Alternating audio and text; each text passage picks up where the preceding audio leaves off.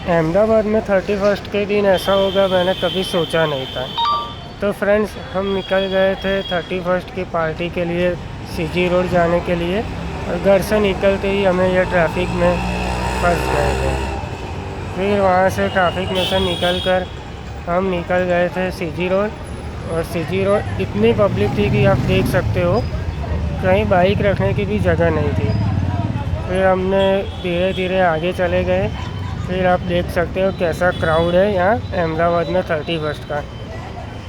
और फिर हमने थोड़ी देर सेलिब्रेट किया। वेलकम 2026। फिर वहाँ से हम निकल पड़े थे फिर से घर की ओर जाने के लिए। तो धीरे धीरे घर चले गए, और रास्ते में बहुत पुलिस का बंदोबस्त था, आप देख सकते हो फुल चेकिंग चालू है अहमदाबाद में। तो मिलते हैं दूसरे नए ब्लॉग के साथ। Thank you.